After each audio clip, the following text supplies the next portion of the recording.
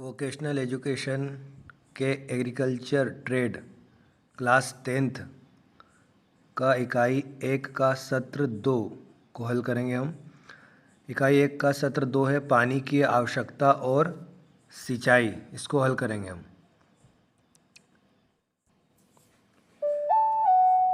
इकाई 1 सत्र 2 का रिक्त स्थान भरेंगे हम। पहला खालिस्तान है कि फसल में निश्चित आवृत्ति पर सिंचाई का पानी लगाने को खालिस्तान के रूप में जाना जाता है। तो पहले खालिस्तान में आएगा सिंचाई का समय निर्धारण। खालिस्तान नंबर 2, पौधों का विशेष चरण को पानी के तनाव के प्रति बहुत संवेदनशील होने को खालिस्तान के रूप में जाना जाता है।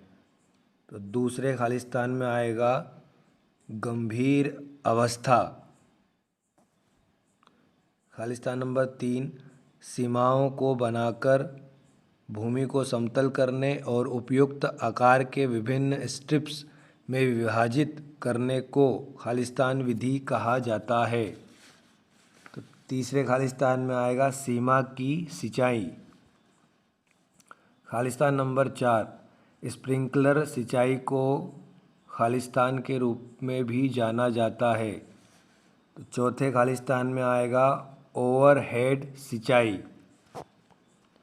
खालिस्तान नंबर 5, प्याज और लहसुन की फसलों में सिंचाई का महत्वपूर्ण चरण खालिस्तान है।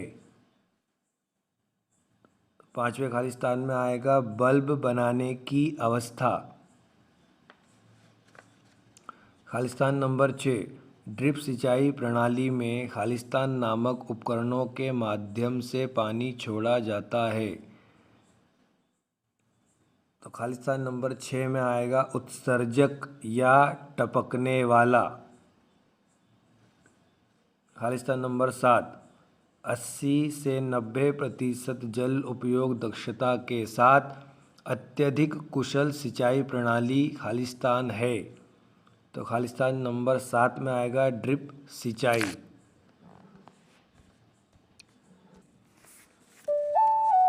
अब बहुविकल्प प्रश्न हल किए जाएंगे।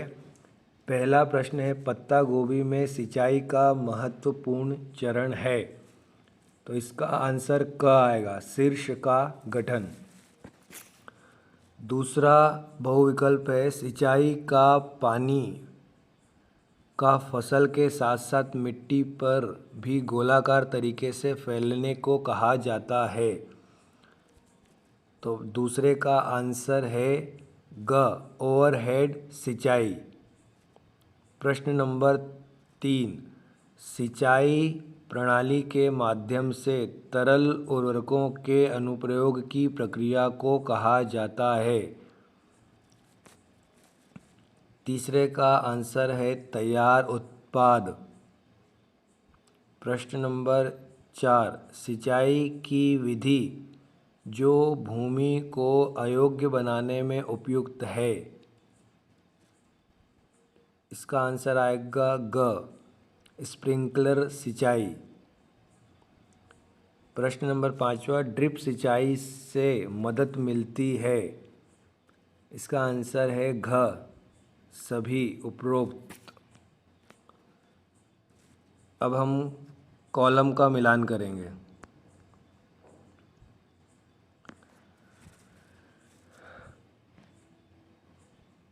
पहला है स्प्रिंकलर प्रणाली। इसका आएगा ग, नलिका। दूसरा है हल जुताई फरो सिंचाई। दूसरे का आएगा घ, सब्जी की फसल। तीसरा है चेक बेसिन सिंचाई। तीसरे का आएगा क, कद्दू परिवार की फसलें। चौथा है बल्ब नुमा फसल। चौथे का आएगा ड, प्याज। पांचवा है उच्चतम जल उपयोग दक्षता। पांचवे का आएगा ख, ड्रिप सिस्टम।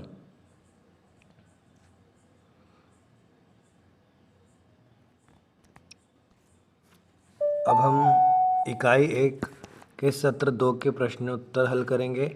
पहला प्रश्न है, सिंचाई और उसके तरीकों को परिभाषित करें। इसका आंसर पेज नंबर 2 में सिंचाई की परिभाषा दी गई है और पेज नंबर 15 में सिंचाई के तरीकों की परिभाषा दी गई है। सिंचाई की परिभाषा ये रेड बॉक्स के अंदर है। पौधे के विकास के लिए उचित मिट्टी की नमी बनाए रखने के लिए मिट्टी में पानी के कृत्रिम अनुप्रयोग को सिंचाई कहा जाता है।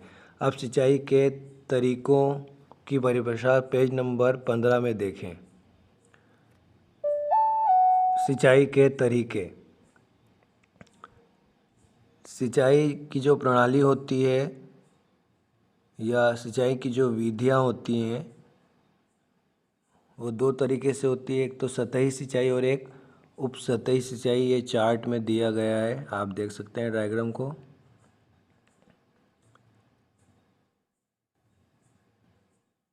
इसमें सिर्फ आपको परिभाषा लिखना है। पहली सतही सिंचाई है, उसके बाद दूसरी उपसतही सिंचाई हम देखते हैं। पहली भूतल सिंचाई या सतही सिंचाई। यह सिंचाई का सबसे आम और सस्ता तरीका है। इसे गुरुत्वाकर्षण सिंचाई विधि के रूप में भी जाना जाता है। पानी आमतौर पर एक खेत के सिर पर चैनल पाइप या नालियों के माध्यम से पानी की एक धारा शुरू करके खेत में डाला जाता है और पूरे क्षेत्र की सतह पर प्रवाह को फैलाने के लिए गुरुत्वाकर्षण और हाइड्रोस्टैटिक दबाव का अनुपालन करता है। भूमि समतल करना और चौरसाई करना आवश्यक कार्य है। महत्वपूर्ण सतही सिंचाई की विधियाँ बाढ़ विधि, क्यारी या बाढ़ विधि, बेसिन में दो आती रिंग और बेसिन विधि और फरो मेथड। ये 4 मेथड है जो भूतल सिंचाई प्रणाली के अंतर्गत आती है। पहली हम देखेंगे बाढ़ सिंचाई विधि। यह सिंचाई की एक प्राचीन प्रथा है जिसमें एक खेत में पानी का नाला खुलता है और इससे भूमि की सतह को एक चादर के रूप में ढकने के लिए सभी दिशाओं में स्वतंत्र रूप से प्रवाह करने की अनुमति मिलती है। इस क्षेत्र में अभ्यास किया जाता है जहां पानी प्रचुर मात्रा में है और स्थलाकृति समतल है। बाढ़ विधि द्वारा अच्छी समतल खेत में प्याज, लहसुन, मटर, पालक, धनिया, मेथी और चौलाई जैसी प्रसारण विधि द्वारा उगाई गई सब्जी की फसल में अभी भी लगाई जाती है। हम इसको चित्र में भी देख सकते हैं। ये रही बाढ़ विधि का चित्र। पूरे खेत में पानी को फैला दिया जाता है। इसके लाभ हानि भी दिए गए हैं पर आपको सिर्फ अभी परिभाषा लिखना है। दूसरी विधि है, ये सतही सिंचाई की ही दूसरी है, सीमा सिंचाई विधि। इस विधि में भूमि को समतल किया जाता है और प्रत्येक पट्टी के बीच में 30 सेंटीमीटर ऊंचाई की सीमा बनाकर उपयुक्त आकार की अलग अलग पट्टियों में विभाजित किया जाता है। 3 से 10 मीटर चौड़ाई पट्टियाँ और 30 से 90 मीटर की लंबाई के साथ 0.5% तक ढलान का निर्माण होता है। यह विभिन्न प्रकार के करीब और पंक्ति की बढ़ती सब्जी फसलों के लिए उपयुक्त है। इसका भी डायग्राम हम देख सकते हैं। ये रहा सीमा सिंचाई विधि का डायग्राम चित्र, आप इसको देखकर समझ सकते हैं। इसके भी लाभ हानि दिए गए हैं। अब सतही सिंचाई की तीसरी मेथड है बेसिन विधि। बेसिन मेथड जांच विधि में क्षेत्र को चौकोर या आयताकार चेक या सिंचाई के लिए मेड़ों से घिरे भूखंडों में विभाजित किया जाता है। भूखंड आमतौर पर समतल होते हैं या बहुत हल्के ढलान वाले होते हैं। इसका उपयोग खेत और पंक्ति दोनों फसलों के लिए सफलतापूर्वक किया जाता है। ठीक है, आप इसकी परिभाषा लिख कर लें और इसका डायग्राम भी नीचे दिया गया है। ये रहा चेक बेसिन सिंचाई विधि का रेखारेख ऊपर वाला, और जो नीचे वाला है ये है रिंग और बेसिन सिंचाई विधियों का रेखारेख। इस तरीके से बनाकर इसमें सिंचाई की जाती है। इसके भी लाभ हानि दिए गए हैं। और सतही या बोतल सिंचाई की चौथी मेथड है हल जोतकर सिंचाई करना या हल जोतकर सिंचाई विधि। इस विधि में पानी को दो क्यारियों के बीच हल जोतकर खेत में ले जाया जाता है और ये हल जोतना भूमि की ढलान के अनुसार फसल की पंक्तियों के बीच पंक्तिबद्ध होते हैं। हल जोतकर सिंचाई की दिशा में निरंतर और लगभग एक समान ढलान वाले चैनल होते हैं। इसमें भी आपको परिभाषा लिखना है। समझने के लिए आप पूरा पढ़ सकते हैं। इसका डायग्राम देख लिए। हल जोताई द्वारा सिंचाई विधि का डायग्राम आप देख सकते हैं।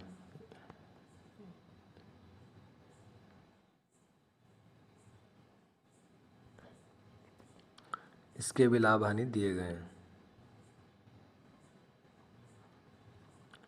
अब हमारे पास आता है उपसतही सिंचाई। उपसतही सिंचाई में जमीन की सतह के नीचे पानी और कोशिकाओं द्वारा पानी की आवाजाही होती है। जब जड़ क्षेत्र के नीचे एक अभेद परत स्वाभाविक रूप से मौजूद होती तो पानी को अभेद परत तक खोदने वाली श्रृंखला की अनुमति दी जाती है, जो तब जड़ क्षेत्र को गीला करने के लिए बाद में चलती है। कृत्रिम उपसतही सिंचाई में छिद्रित या छिद्र युक्त पाइपों को जड़ क्षेत्र के नीचे भूमिगत रूप से बिछाया जाता है और उपयुक्त साधनों से पानी को पाइप में ले जाया जाता है।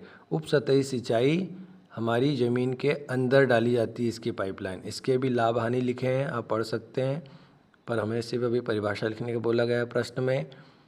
ये होती है छिड़काव या स्प्रिंकलर या ऊपरी सिंचाई। इसको हम स्प्रिंकलर मेथड को हम ओवरहेड इरिगेशन भी बोलते हैं। सिंचाई के लिए स्प्रिंकलर सिस्टम में फसल पर पानी के साथ साथ वृत्ताकार तरीके से वर्षा के रूप में छिड़काव किया जाता है। दबाव के साथ पानी स्टैंड के साथ लगे पाइपों के माध्यम से स्प्रिंकलर नोजल के साथ बलपूर्वक किया जाता है। इसकी भी परिभाषा लिखना है, समझने के लिए आप पूरा पढ़ सकते हैं। इसके भी लाभ हानि दिए गए हैं और इसका ये डायग्राम आप देख सकते हैं। इस तरीके से स्प्रिंकलर मेथड से पानी दिया जाता है। ये नोज़ल दिखाए गए हैं अलग अलग प्रकार के। इस स्प्रिंकलर मेथड को ओवरहेड मेथड भी बोला जाता है, आप देख सकते हैं।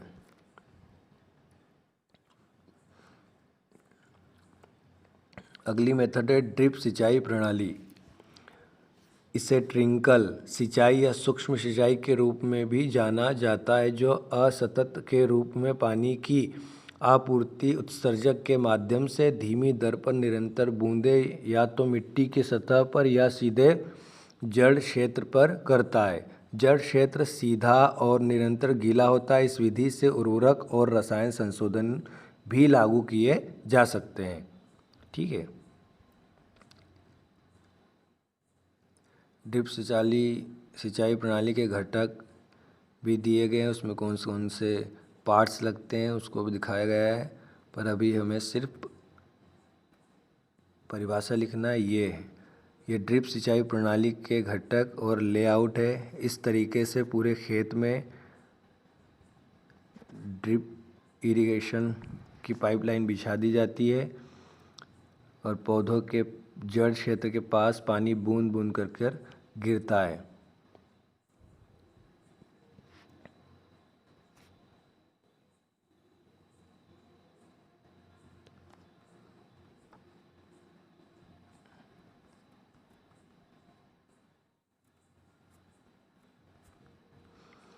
दूसरा प्रश्न है हमारा, ड्रिप सिंचाई प्रणाली कैसे उपयोगी है। तो ड्रिप सिंचाई प्रणाली कैसे उपयोगी है, तो इसका ऊपर ही हमने पढ़ के आया है। अब ये कैसे उपयोगी हम देखते हैं इसका।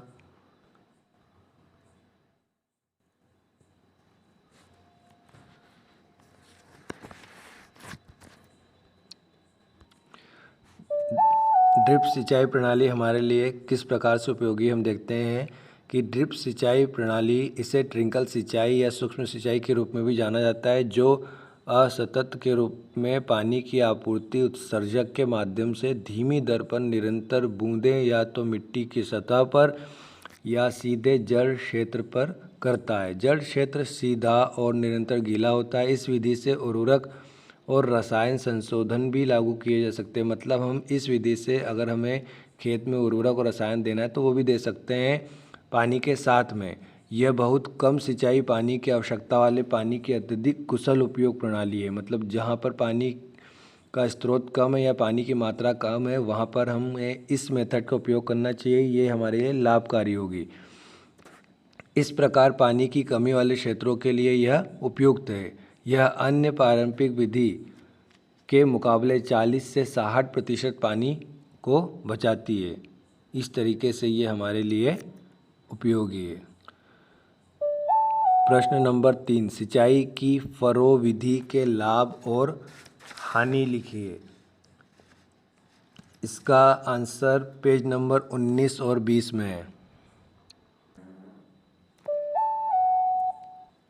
तो फरो विधि के लाभ और हानि, फरो मेथड को ही सीमा सिंचाई विधि बोला जाता है और इसके लाभ हानि नीचे दिए गए हैं। ये रहा। लाभ, सीमाओं और पट्टियों को तैयार करना, संचालित करना और बनाए रखना आसान है। यह छोटी पट्टियों को बनाकर खड़ी ढलानों पर फसलों की सिंचाई करने के लिए उपयुक्त है। इसकी हानियाँ भी दी गई है। इसके लिए समतल और चिकनी स्थलाकृति की आवश्यकता होती है। सीमा की पट्टी को सींचने के लिए बड़े जल प्रवाह की आवश्यकता होती है। तीसरा, रेतीली मिट्टी के लिए उपयुक्त नहीं है। और चौथा, जल जमाव से बचने के लिए उचित जल निकासी प्रणाली की आवश्यकता होती है। प्रश्न नंबर 4, आप ऊंची नीची भूमि वाले किसान हैं लेकिन आपके पास अच्छी गुणवत्ता वाला पानी है तो आप सिंचाई का कौन सा तरीका अपनाएंगे? तो हम इसमें स्प्रिंकलर मेथड का उपयोग करेंगे। इसका आंसर हम देखते हैं पेज नंबर 21 पे। प्रश्न नंबर 4 का आंसर नीचे से तीसरी लाइन में दिया गया है कि यह पहाड़ी और अयोग्य क्षेत्रों के लिए एक आदर्श प्रणाली है जहां अन्य प्रणालियों का उपयोग नहीं किया जा सकता। इसके लाभ में भी दिया गया है कि इसका उपयोग ऊंची नीची भूमि की सिंचाई के लिए किया जा सकता है।